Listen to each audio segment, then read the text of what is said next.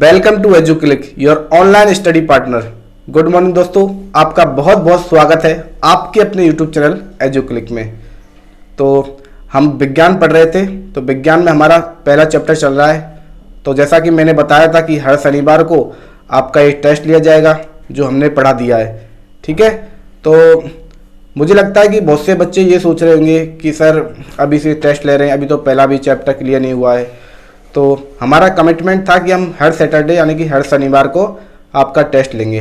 तो इसका मतलब ये नहीं है कि जैसे हमने पहला चैप्टर कराने के बाद ही हम टेस्ट लें, ऐसा कुछ नहीं है। हम हर सैटरडे टेस्ट लेंगे और उसमें हमने जो भी पढ़ा दिया हो, यानी कि पहला चैप्टर क्लियर हो जाए, जैसे दूसरा चैप्टर क्लियर हो जाए, तब हम जैसे सैटरडे को टेस्ट ले रहे हैं। तो मतलब ये नहीं है कि हमने दूसरे चैप्टर का ही टेस्ट लेना है, हमने शुरुआत से कर लेना है, पहले से दूसरा तीसरा जैसे भी आगे बढ़ता चला जाएगा उसी हिसाब से टेस्ट लेना है, ठीक है। अब तक हमने जो भी पढ़ा होगा उसमें से टेस्ट लिया जाएगा, कुछ भी पूछा जाएगा और आपको आंसर देना है कमेंट बॉक्स में, ठीक है। इसके साथ यह है कि मैं उसका आंसर आपको अच्छे से बताऊंगा, पूरा डिटेल से समझाऊंगा, जिससे क्या है आपको पूरा रिवाइज हो जाएगा। तो आपको बिल्कुल टेंशन लेने की ज़रूरत नहीं है। तो हम टेस्ट स्टार्ट कर रहे हैं। वैसे अभी आपका और टॉपिक बाकी है, अभी तो आपका पहला जो चैप्टर है वो पूरा कंप्लीट हुआ नहीं है, उसमें अभी और टाइम लगने वाला है। हो सकता है जैसे अभी 4 पार्ट हो गए, तो 5वां पार्ट में वो शायद कोशिश करेंगे कि वो आपका फर्स्ट चैप्टर है भोजन एवं मानव स्वास्थ्य, वो पूरा कंप्लीट हो जाए। यदि 5वें में भी नहीं होता है तो 6वां पार्ट आएगा, ठीक है। तो आप ये मत सोचिए कि सर कि एक चैप्टर में 6 पार्ट बना दिए, लेकिन इतना सोचो कि एक चैप्टर में यदि 6 पार्ट बना रहे हैं तो हमने क्या किया है कि एक टॉपिक को लिया है तो उसको बहुत शानदार तरीके से और बहुत अच्छे तरीके से समझा है, ताकि आपको पढ़ने में बिल्कुल कोई प्रॉब्लम ना हो और आपको हर एक चीज़ जो आपकी बुक में बहुत शॉर्ट में दे रखी है, एक यूनिक फॉर्म में दे रखी है, जैसे एक शब्द दे रखा है, ठीक है, तो उस शब्द के बारे में भी मैंने बहुत अच्छे से समझाया है कि ये होता क्या है, ठीक है। जबकि आपकी बुक में ऐसा कुछ नहीं दे रखा, तो उसमें थोड़ा टाइम लगता है। तो आप इतना मत सोचो, आप अपने पढ़ाई पर ध्यान दो, बिल्कुल ठीक है। आपको टेंशन लेने की बिल्कुल जरूरत नहीं है, आपको आसानी से याद हो जाएगा। तो अपन टेस्ट स्टार्ट करते हैं। तो मैं क्या है आपको क्वेश्चन लगाता जाऊंगा, ठीक है, और आपको आंसर देना है कमेंट बॉक्स में, और उसका आंसर मैं आपको बताऊंगा और उसके साथ जो भी कनेक्टेड होगा, जो भी उसकी डिटेल होगी वो भी मैं आपको समझा दूंगा। उससे क्या होगा, आपको पूरा रिवाइज हो जाएगा, ठीक है। अपन स्टार्ट करते हैं। तो आपको क्वेश्चन आपकी स्क्रीन पर दिखेगा, ठीक है। तो पहला क्वेश्चन मैं स्क्रीन पर लगा देता हूं, वो आपको दिखेगा, ठीक है, और इसका आंसर आपको कमेंट में देना है बहुत फटाफट, और फिर उसके बाद मैं आपको बताऊंगा कि इसका आंसर है क्या, ठीक है। तो अपन शुरुआत करते हैं। पहला क्वेश्चन है आपका कि विटामिन B3 की कमी से कौन सा रोग होता है, ठीक है। तो पहला प्रश्न क्या है आपका कि विटामिन B3 की कमी से कौन सा रोग होता है। आपको 4 ऑप्शन दे रखे हैं। पहला है बेरी, दूसरा है स्कर्बी, तीसरा है पेलेग्रा और चौथा है रतौंधी। तो आपको बताना है कि विटामिन B3 की कमी से कौन सा रोग होता है। जब मैंने आपको विटामिन पढ़ाया था, विटामिन कुपोषण पढ़ाया था, तो इसके बारे में मैंने आपको बहुत अच्छे से बताया था कि विटामिन B3 है क्या, ठीक है। और मैंने बताया था कि इसका रासायनिक नाम क्या है, इससे होने वाले रोग कौन से हैं और ये कहाँ से प्राप्त होता है, ठीक है। रोग के लक्षण भी बताए थे मैंने आपको, ठीक है। तो आप बताइए कि विटामिन B3 की कमी से कौन सा रोग होता है, ठीक है।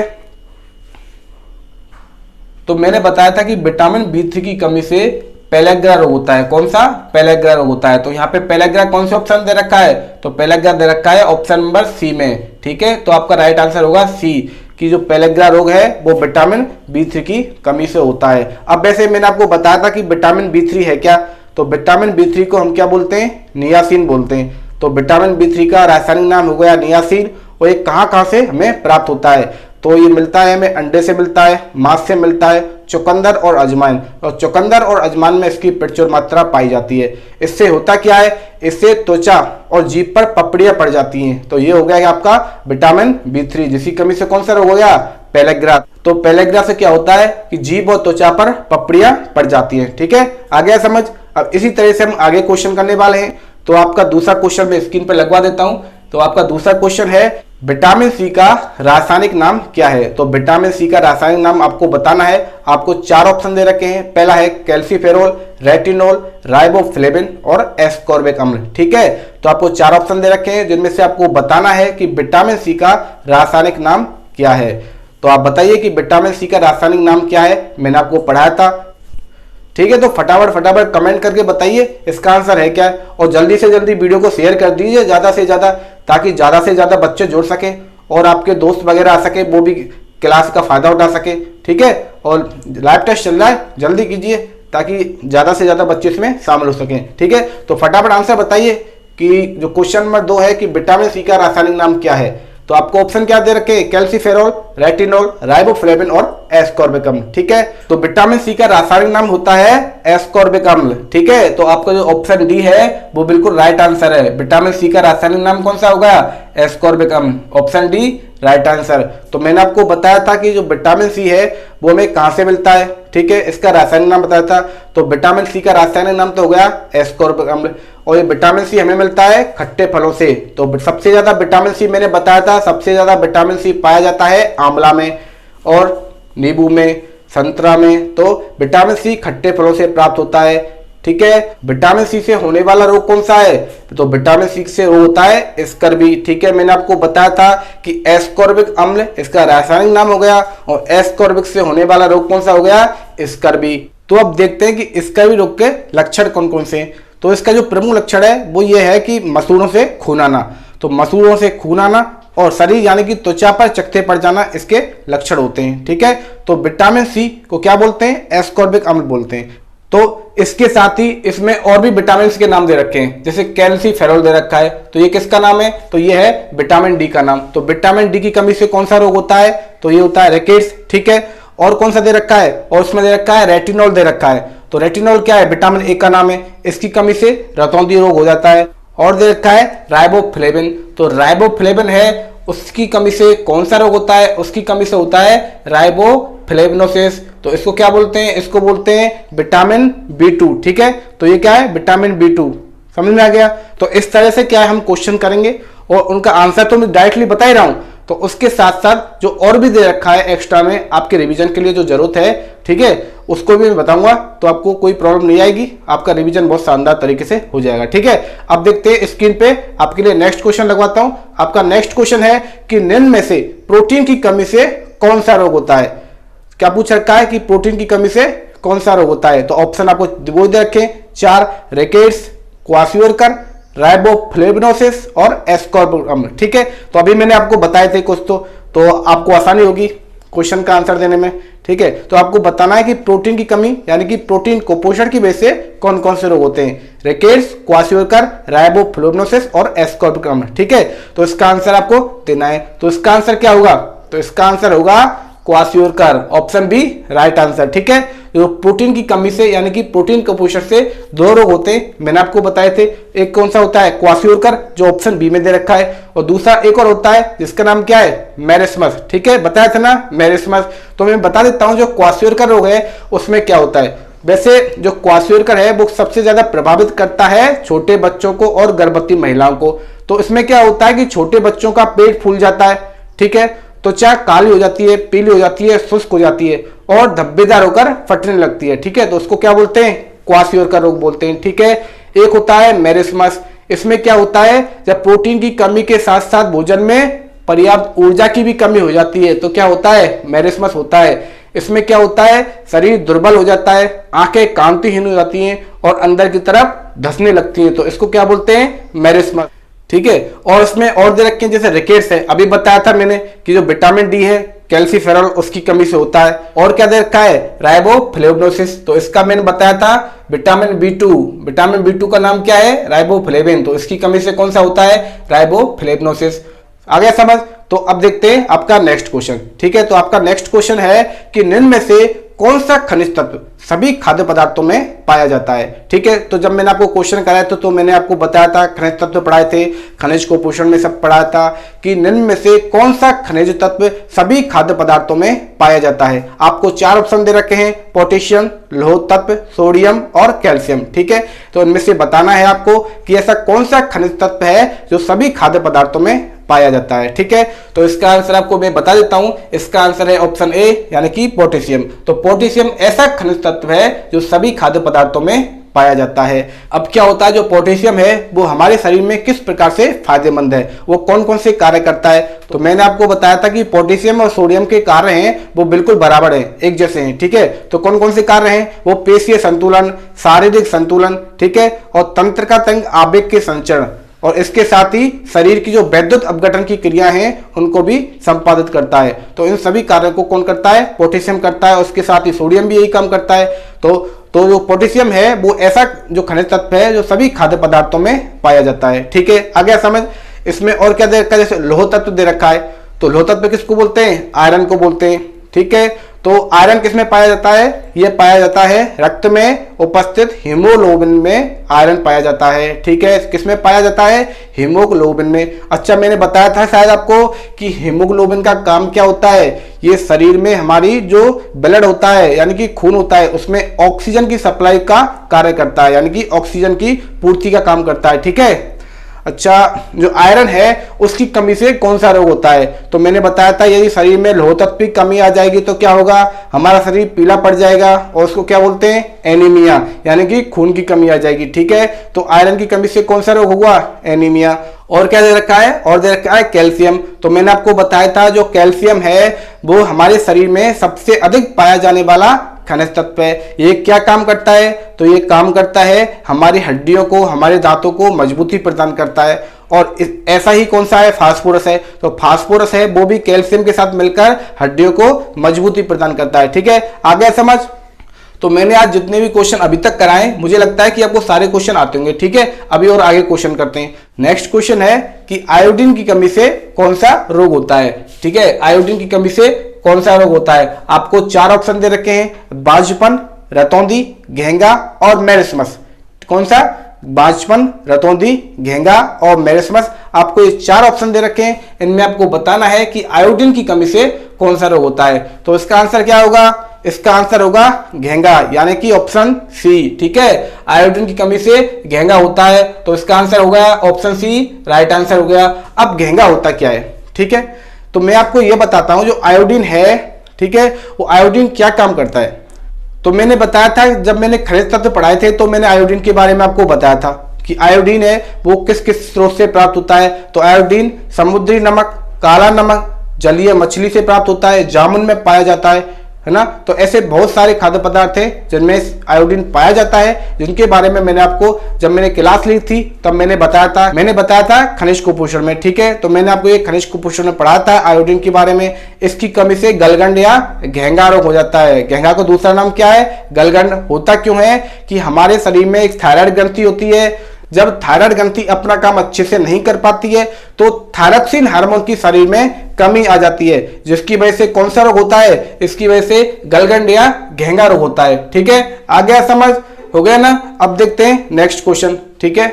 तो आपका नेक्स्ट क्वेश्चन है कि नारू रोग के रोगजनक का नाम क्या है, ठीक है। इसका मतलब क्या है कि नारू रोग है वो होता किस वजह से है, ठीक है। तो आपको ऑप्शन वही दे रखे हैं, 4 ऑप्शन दे रखे हैं, मादा एनेफ्लिज, ड्रैकनकुलस मेडिनेंसिस, माइकोबैक्टीरियम ट्यूबरकुलोसिस, और इनमें से कोई नहीं।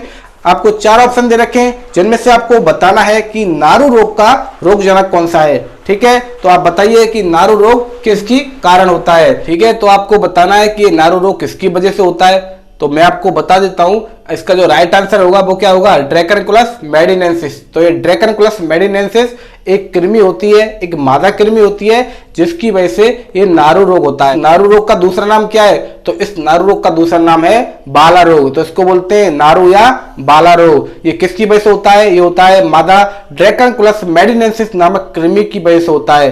जब ये ड्रैकनकुलस मेडिनेंसिस नामक जो कृमि है ये जब पानी में अपने अंडे देती है और इन्हीं अंडे वाले पानी को यदि कोई व्यक्ति पी लेता है तो वो इस रोग से ग्रसित हो जाता है। तो यह रोग पहले राजस्थान में पाया जाता था।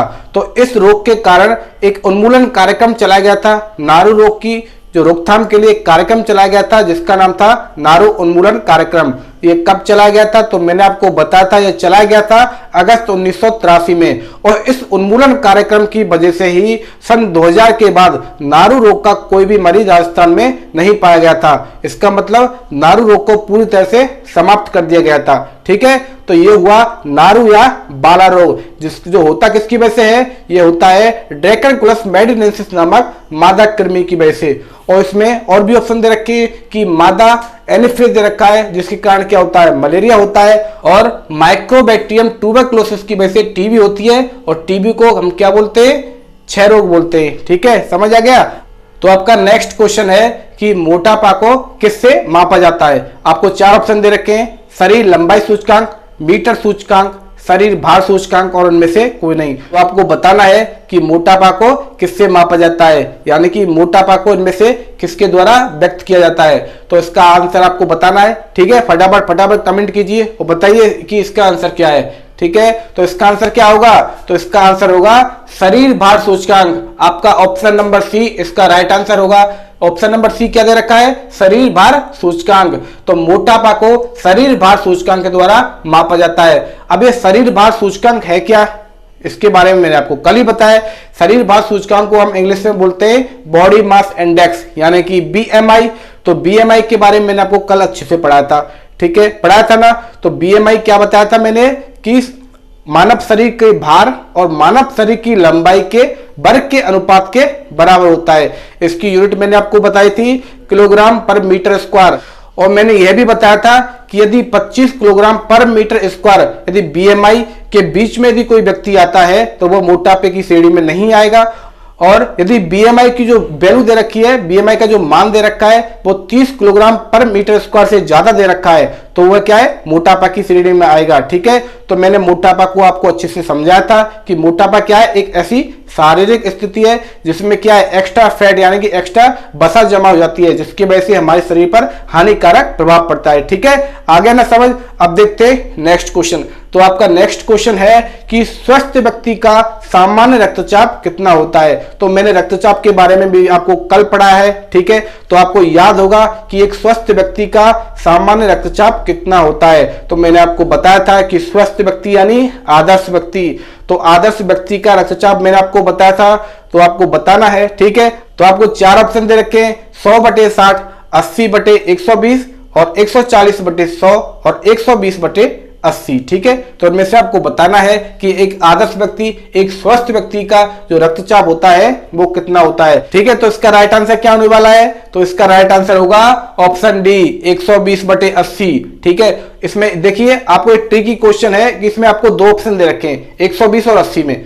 एक तो है 80/120, आपका बी ऑप्शन दे रखा है, और 120/80 डी ऑप्शन दे रखा है। तो इसमें से राइट कौन सा होगा, 120/80। मैंने बताया था कि ऊपर वाली संख्या और एक नीचे वाली संख्या, तो ऊपर वाली संख्या बड़ी होती है और नीचे वाली संख्या छोटी होती है। जो एक स्वस्थ व्यक्ति होता है उसका रक्तचाप होता है 120/80। तो 120 क्या हो गया, सिस्टोलिक रक्तचाप, और 80 क्या हो गया, डायस्टोलिक रक्तचाप। मैंने आपको कल अच्छे से समझाया है कि रक्तचाप है क्या है। रक्तचाप क्या होता है, रक्तचाप होता है जो हमारे रक्त वाहिनियों में जो रक्त बहता है, उस रक्त के द्वारा रक्त वाहिनियों की जो दीवारें होती हैं उनके अंदर की साइड में जो दबाव लगाया जाता है वो क्या कहलाता है, रक्तचाप कहलाता है। बताया था ना।